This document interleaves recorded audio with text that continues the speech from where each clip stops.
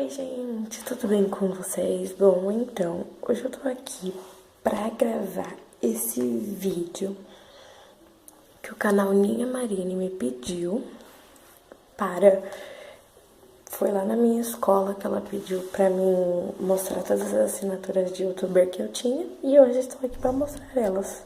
Então, né, vamos começar pelo canal Ninha Marine, que, ó, eu tenho essa folha aqui com assinaturas de youtubers. E o primeiro é esse aqui, Com Amor Ninha.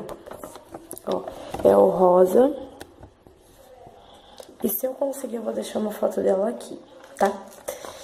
Vamos pro segundo? O segundo é da Isabela Freitas, ó.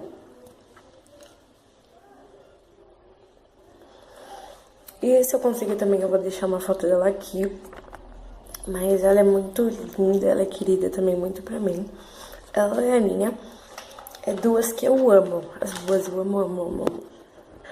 A terceira é do canal Maria Júlia. Só que o canal dela é Maria Júlia Maju. É essa daqui, ó, rosinha.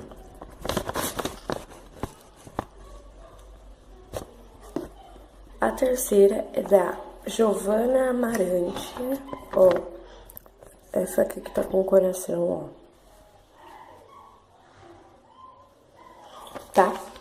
Se eu conseguir, eu vou deixar todas elas, eu vou deixar a foto aqui, tá? O próximo é da Caroline, da menina da minha escola, que é essa de vermelho aqui. Eu não sei se eu vou conseguir deixar a foto dela, porque ela não tem, eu não tenho... Ah, eu tenho uma foto com ela. Eu tenho sim. E a última é da Cauane, minha amiga mesmo. Só que ela não tem youtuber, só que eu pedi porque ela é muito linda, ela é muito querida pra mim. Então, gente, foi isso. Se vocês gostaram, deixe seu gostei, se inscreva no canal. Um beijo e tchau, tchau.